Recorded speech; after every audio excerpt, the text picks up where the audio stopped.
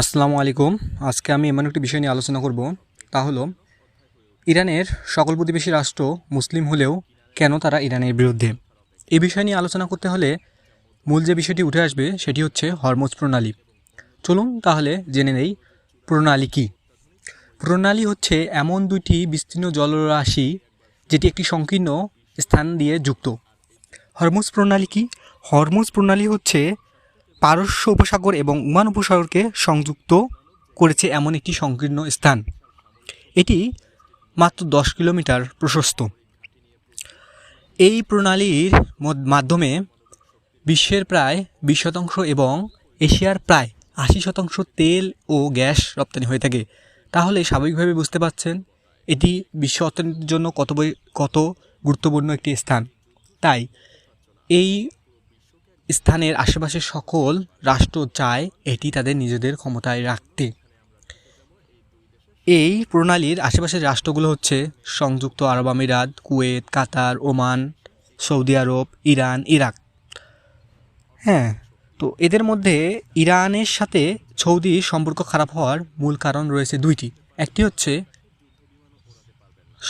Saudi আরব ও Iran মধ্যপ্রাচ্যের মধ্যে সবচেয়ে শক্তিশালী দুটি রাষ্ট্র। সৌদি আরব কখনোই চায় না ইরান মধ্যপ্রাচ্যের মোড়ল রাষ্ট্র হোক।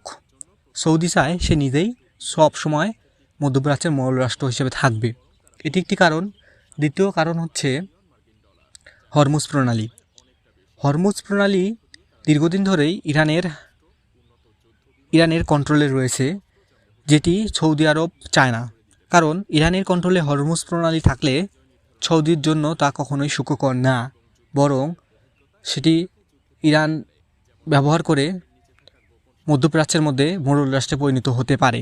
এই কারণে সৌদি কখনোই ইরানের সাথে সম্পর্ক ভালো চায় না, বরং তারা যুক্তরাষ্ট্রের সাথে হাত মিলিয়ে কীভাবে ইরানের সামরিক শক্তিকে পিছনের দিকে নিয়ে যাওয়া যায় সে চেষ্টাই করে থাকে। এবার চলুন জেনে আসি অন্যান্য রাষ্ট্রগুলো। এখানে অন্যান্য রাষ্ট্রগুলো যেমন কুয়েত, কাতার, বাহরাইন, সংযুক্ত আরব আমিরাত, এই রাষ্ট্রগুলো উন্নত হলেও এই রাষ্ট্রগুলো অনেক ছোট, সামরিক শক্তির দিক দিয়ে অনেক পিছিয়ে। তাই তারা সবসময় চেষ্টা করে এমন একটি জায়গায় থাকতে যেখানে তারা স্বাধীনভাবে বসবাস করতে পারবে, বা তাদের রাষ্ট্রের উপর হুমকিস্বরূপ এমন কোনো রাষ্ট্র তারা চায় না।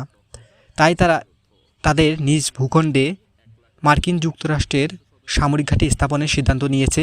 এতে তারা নিজেদের সুরক্ষিত থাকবে বলে মনে করে। এর ফলে তাদের সাথে ইরানের একটি সম্পর্ক খারাপ হয়েছে।